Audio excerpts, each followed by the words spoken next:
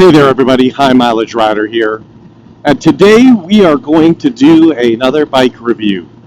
This will be my review and impressions of my buddy's 2013 Suzuki GSX 1250FA. If you're interested in this kind of bike as a possible used bike in your future, come on back.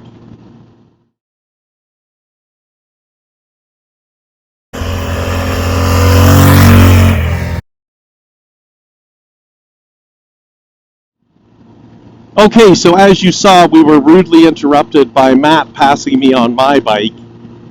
Matt and I switched bikes. He's going to let me do a little review on his bike today. As I said, this is a 2013 Suzuki GSX 1250FA. It is a fully fared sport touring bike. His bike, as you can see, is white. He bought it from Riverside Suzuki back in 2013, so it is 10 years old, and I believe he has 63,000 kilometers on the clock at this point. It is a 6-speed chain drive motorcycle with a beautiful 4-cylinder motor. I mean, it is buttery smooth even after 10 years, has lots of power, and yeah, it's just a joy to ride. So, Redline, as you can see, starts at 9,500 and goes up to 12,000 RPM. Here I am at 112 kilometers an hour in 4th gear at 4,500 RPM. Let's just see what kind of roll-on acceleration it has.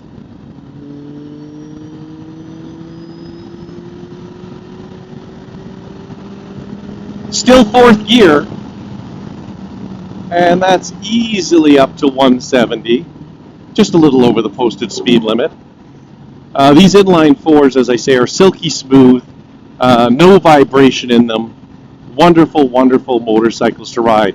So if you're looking for a used sport touring bike, I would highly recommend looking at something like this, the 1250FA. Suzuki reliability, Suzuki dependability, and you could probably in Canada get this bike for about $6,500 to $7,000 with 60,000K, 62,000K on it. Anyways, we're going to stop up here and we'll do a little walk around of the bike so that you can see it. I'll tell you all the specs on it, and then we'll get back on and do some riding. All right, so let's have a little more in-depth review and look at this beautiful machine. Again, this is Matt's 2013 Suzuki GSX 1250FA. He has 62,000 kilometers on it. As I said, he got it from Riverside Suzuki. This is a 4-cylinder 1255cc motor with 97 horsepower at 7,500 RPM. And our motor is in here, the jewel of this bike. And it has 80 foot-pounds of torque at 3,700 RPM. We have a 17-inch front wheel and a 17-inch rear wheel. It is a 6-speed final chain drive, sorry. We'll just come to the other side. As you can see, it's a fully fared sport touring bike. It comes in weighing 232 kilos or 511 pounds. Has a seat height of 805 millimeters, which is 31.7 inches. And that seat height is adjustable by 20 millimeters. Now, this bike comes with a 19-liter fuel tank, standard with ABS, a center stand, and as well as an adjustable seat height. It also has adjustable levers.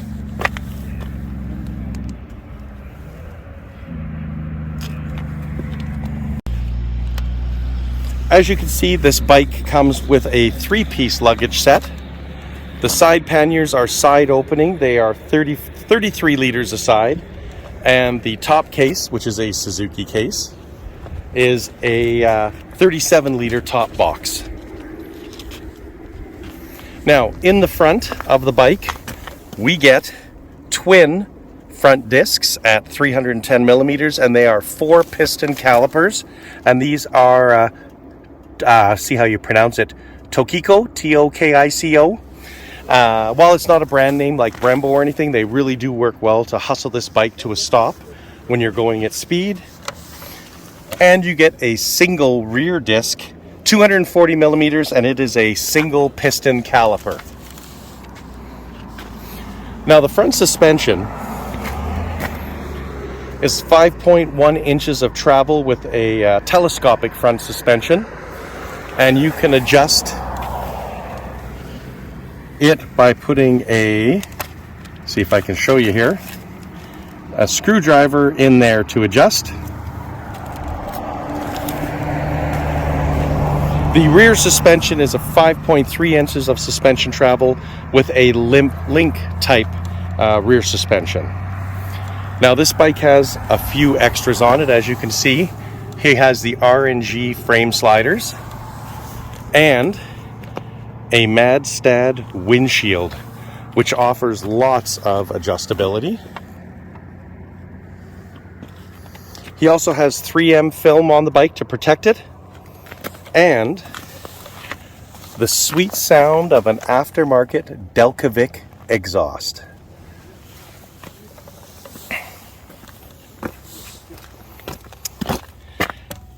Now the dash on this bike is very simple. It has a regular analog tachometer and then an LCD here, which will show you your speed, your odometer, distance till empty, all of that good stuff. He has a shift light and a zeroing button for the trip meter. So let's get back on the road and talk some more about this bike. Okay, so here we are back on the road. Again, it's a beautiful fall day here as we get closer to winter coming. All the fall colors are absolutely gorgeous. And if you look ahead, you can see the mountains. So now that we've talked about the specs on this bike, let's go through the ergonomics and stuff. I mean, the mirrors are really good. I've left them adjusted for Matt, but they clear my shoulders. I can see wonderfully behind me, a good view of what's coming up behind me. The Madstad windshield he has installed does a wonderful job of moving air over you. Again, it can go up and down, and it can tilt at an angle using these knobs, but I can easily ride on the highway with my visor up, and I don't get any wind in my face, which is really nice. Handlebar position is actually good for me. Normally sport touring bikes, you're leaning forward a little bit more in a sporty position, and you have some weight on your wrists. For me, this is not an issue. Again, I'm 6 feet tall, a 34-inch inseam, 200 pounds right now, and I have no problem reaching the bars. I don't have any weight on my hands. The issue I have with this style of bike is knee bend. Oh my goodness. The knee bend is incredible, and of course it's supposed to be. It's a sport touring bike, but I'm old now, and that's why I switched to an adventure bike to get almost a 90-degree bend in my knee instead of being folded up. To be fair, Matt is 15 years younger than me. But other than the knee bend, the foot peg position is nice as far as being right in the middle of the bike versus a little forward or a little bit back. The seat, he put on an aftermarket Corbin saddle, and it is really, really comfortable. I thought about putting one of those on my Super T, but there's really nothing wrong with my stock saddle after I had it adjusted at Volker's Upholstery, so it would really just be spending money for no reason. As I said, it has the 3 cases, which work really, really well. The side ones are side opening, and then of course the top case is big enough to put one full face helmet in. Yeah, for a sport touring bike, this is a really, really nice motorcycle. And again, it's 10 years old. He has about 63,000 K, I want to say, when we stopped and I asked him. and he's had no issues with this bike at all. Again, Japanese bike reliability, ride them for 10 or 20 years, they just won't break. We've done lots of long trips with this motorcycle. Never had an issue going over mountains in the cold, pouring rain all day, blistering heat. It's, again, Suzuki reliability.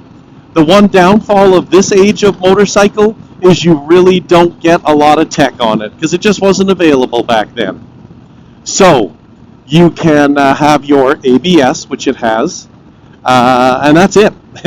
There are no driving modes. There are no, what do we want to say, like traction control. There's no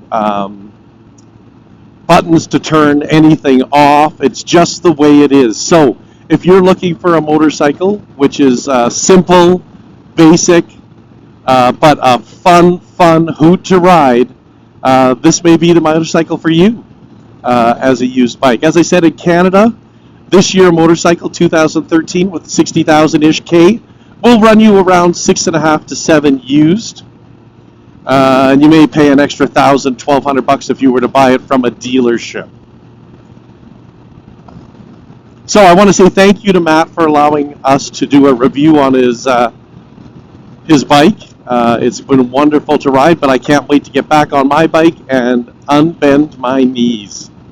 As always, if you have liked the video, please consider liking it, subscribing to the channel, and hitting the notification bell. That way YouTube will let you know when we come out with new videos. And until our next video, remember to always keep that right hand cranked and the rubber side down.